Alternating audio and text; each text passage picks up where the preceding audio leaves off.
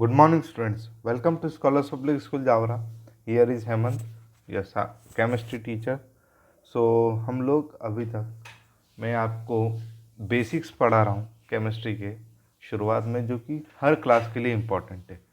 ये जो क्लासेस फ़िलहाल में शुरुआत जो हुई है, इनके अंदर मैं आपको बेसिक्स जो कि आपको किसी भी क्लास के लिए, चाहे आप किसी कॉम्पिटिटिव एग्ज़ाम में बैठ जाइए या चाहे आप आपकी जो फर्दर स्टडीज़ के लिए जाएंगे 11th-12th, अब जो आप पढ़ेंगे इसके लिए मैं अंदर बहुत बहुत यूज़फुल होंगी।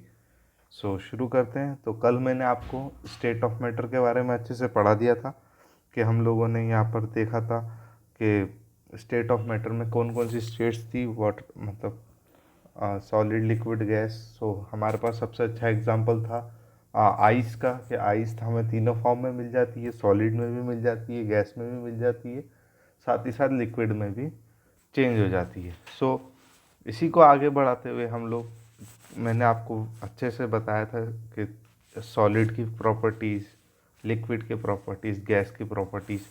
सो अब वो टाइम गया जब हम इसको बोलते थे कि ओ because they are closely packed, या वो उनके जो पार्टिकल है वो अब हम हायर क्लासेस में आ चुके हैं।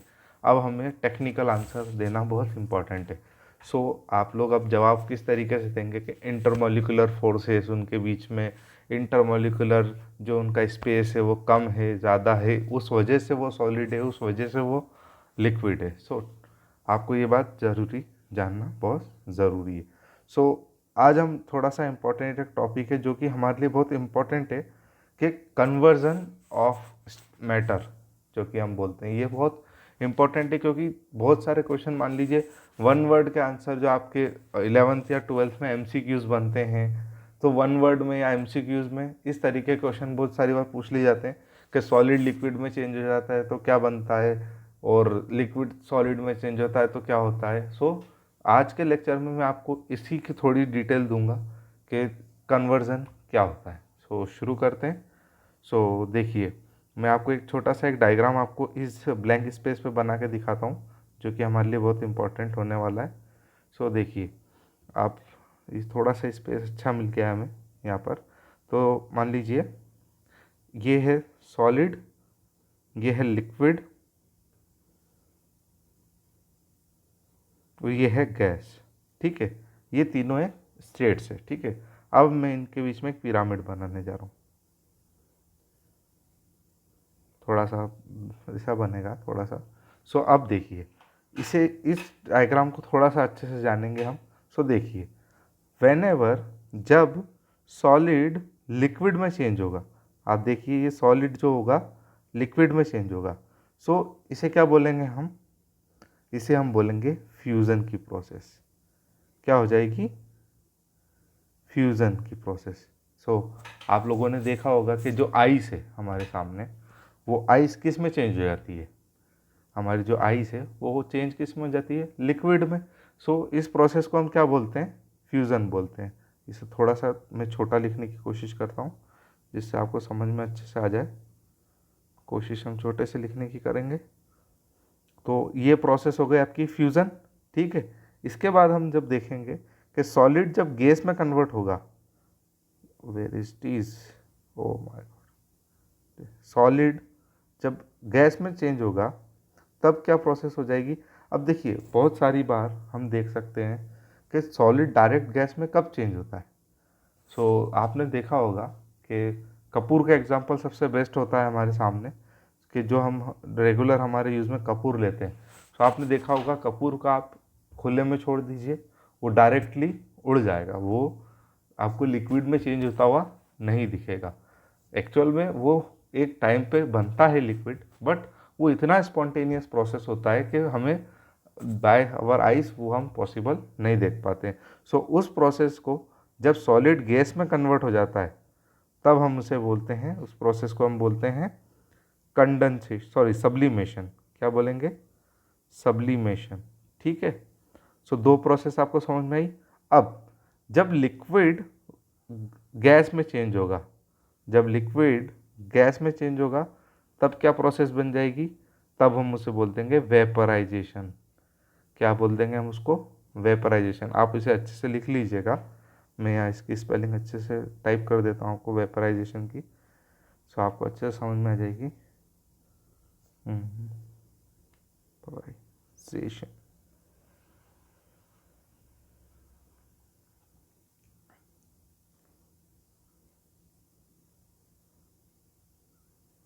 ये हमारी वेपराइजेशन, स्पेलिंग थोड़ी सी मिस्टेक हो रही।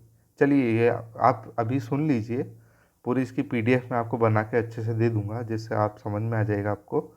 सो आपने वेपराइजेशन अभी तक समझा। अब इसके बाद इसकी अगली प्रोसेस क्या है कि अब देखिए, अभी तक सॉलिड लिक्विड में भी चेंज हो गया, सॉलिड गैस में भी चेंज हो गया, और लिक्विड गैस में चेंज हो गया। अब जब कोई भी लिक्विड सॉलिड में चेंज होता है, सो यहाँ पर देखेंगे हम, जब कोई भी लिक्विड सॉलिड में चेंज होगा तब हम उस प्रोसेस को क्या बोलेंगे, सॉलिडिफिकेशन। क्या बोलेंगे, सॉलिडिफिकेशन। ये थोड़ा बेकार, थोड़ा अच्छा नहीं बन रहा, मैं इसके वापस से बनाता हूँ। आप देखेंगे यहाँ पर क्या बोलेंगे हम इसे, सॉलिडिफिकेशन। एक मिनट, इसको रब कर देते हैं पूरे तरीके से, ड्राइंग को अनडन कर देते हैं पूरी। फिर से हम इसको, कि हमारे पास ये लिक्विड हो गया, गैस हो गया और सॉलिड हो गया। सो इसका कन्वर्ज़न, इसका कन्वर्ज़न, इसका इससे कन्वर्ज़न, इसका इससे कन्वर्ज़न, और इसका इससे कन्वर्ज़न, इसका इससे कन्वर्ज़न। ठीक है। सो हम लोगों ने सॉलिड से लिक्विड में देख लिया था, लिक्विड से गैस में देख लिया था वेपराइजेशन, और सॉलिड से गैस में हमने क्या पढ़ा था, सब्लिमेशन। अब हम पढ़ेंगे गैस के रेस्पेक्ट में। अब गैस जब डायरेक्टली किस में चेंज हो जाए, सॉलिड में, सो उसे हम बोलते हैं कंडेंसेशन। क्या बोलेंगे, कंडेंसेशन। अब देखिए, कंडेंसेशन का मतलब होता है, कंडेंसेट मतलब होता है बहुत ही ब्रीच करना या बहुत ही हाई प्रेशर में उसको दबाना। सो देखिए, आप लोगों ने बहुत सारी बार देखा होगा कि कुछ गैसेस होती है, जो एलपीजी गैस हमारे आती है। एलपीजी गैस का full form liquid petroleum gas. So liquid भी है, पेट्रोलियम भी है और गैस भी है, ये कैसे पॉसिबल है। सो जो गैस होती है उसे वो लोग क्या करते हैं, अच्छे से कंप्रेस कर देते हैं, तो वो कंप्रेस करने से गैस लिक्विड में चेंज हो जाती है, और फर्दर हम जब आगे यूज़ करते हैं तो वो सॉलिड में भी चेंज हो जाती है। सो गैस जब लिक्विड उसमें चेंज हो जाए, जब देखें हम कि गैस जब लिक्विड में चेंज हो जाए, तब हम उसे बोलते हैं कंडेंसेशन। ठीक है। सो दोनों प्रोसेस है। गैस के लिए हम ध्यान रखें, गैस अगर लिक्विड में चेंज हो रही है तो भी कंडेंसेशन है, गैस अगर सॉलिड में चेंज हो रही है तो भी कंडेंसेशन है। इतनी बात समझ में आई आप लोगों को। सो ये थोड़ा सा इम्पोर्टेंट इसलिए बन जाता है क्योंकि ये 1 नंबर में हमारे लिए बहुत ज़्यादा इम्पोर्टेंट होते हैं। अब यहाँ पर भी बहुत सारी बार हमारे पास एक को 2-3 क्वेश्चन और आते हैं, जैसे मेल्टिंग पॉइंट हो गया, बॉइलिंग पॉइंट हो गया, ये चीज़ें क्या होती हैं। सो कि मेल्टिंग पॉइंट क्या होता है कि जब जो हमारा आइस है या जो सॉलिड है वो मेल्ट करना स्टार्ट कर दे। आप ध्यान रखना, जब वो हमारा सॉलिड है वो स्टार्ट मेल्ट और किस में चेंज होने लग जाए, लिक्विड में। हमेशा ध्यान रखिएंगे कि सॉलिड जब लिक्विड में चेंज होने लग जाए तब हम उसे क्या बोल देंगे, मेल्टिंग पॉइंट। ठीक है। साथ ही साथ बॉइलिंग पॉइंट भी आपने सुना होगा। सो बॉइलिंग पॉइंट क्या होता है कि एक ऐसा टेम्परेचर जब लिक्विड बॉयल होना स्टार्ट हो जाए, जस्ट स्टार्ट हो जाए बॉइलिंग होना, तब हम उसे क्या बोलते हैं, जिसके हम बॉइलिंग पॉइंट बोलते हैं। और आपने बहुत सारी बार आपने सुना होगा लेटेंट हीट के बारे में। लेटेंट हीट का मतलब होता है छुपी हुई हीट होना।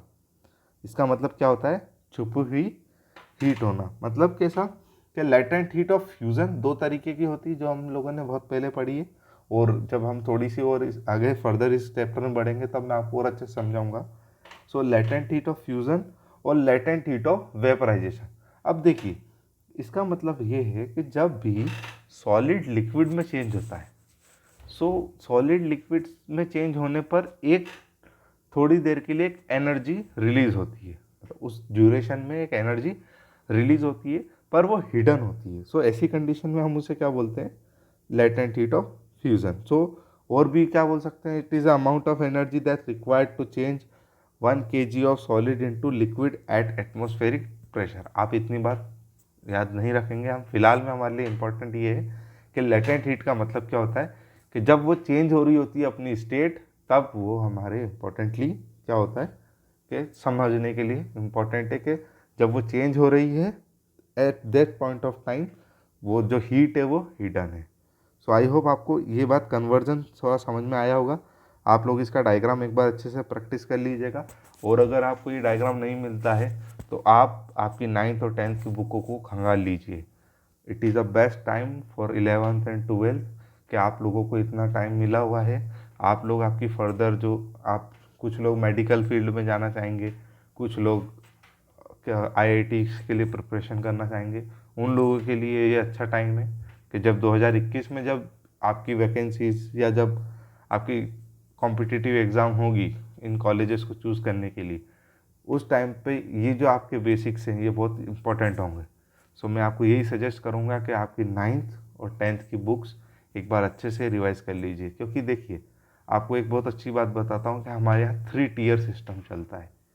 3 टियर सिस्टम मतलब क्या होता है कि जो भी मान लीजिए कोई भी आपके आगे एग्ज़ाम, कोई भी साइंस ले लीजिए फॉर एग्ज़ाम्पल। सो 6, 7, 8 जो हमारी क्लास होती हैं, 6th, 7th और 8th, ये होती है मीडियम लेवल की, मतलब लोअर लेवल की। सो यहाँ पर एक सिर्फ बच्चे को एक बेसिक सा इंट्रोडक्शन दिया जाता है किसी भी चीज़ का। उसके बाद 9th और 10th में इसी चीज़ का थोड़ा सा एडवांस वर्जन दिया जाता है। कुछ चेंज चीज़ें वही होती है जो आप देखा होगा आपने, जो 7th 8th में पढ़ा है वही हमारे 9th 10th में भी आ जाता है, बट वो थोड़ा सा एडवांस हो जाता है। और जो 10th और 11th और 12th जब हमारे पास सब्जेक्ट चूज़ करने की बारी आती है, तब हम उस सब्जेक्ट में एक्सपर्टाइज के लिए जाते हैं। सो अभी तक हम जो साइंस अभी तक पढ़ रहे थे, ये हमने 2 टियर पढ़ लिए हैं, जिसे हम एक बेसिक लेवल बोलते हैं, दूसरा इंटरमीडिएट लेवल बोलते हैं। अब हम एक्सपर्टाइज लेवल पर पहुंच चुके हैं। सो आप लोग अपने बेसिक्स को बहुत अच्छा कर लीजिए, जिससे आने वाले सालों में जब आप किसी भी कॉलेज में एंट्री लेने के लिए प्रिपरेशन करेंगे, चाहे मेडिकल हो या चाहे आप इंजीनियरिंग कॉलेजेस हो, सो वहाँ पर आपको हेल्पफुल रहेगा। So thank you so much, ऐसे ही पढ़ते रहिए। Thank you so much.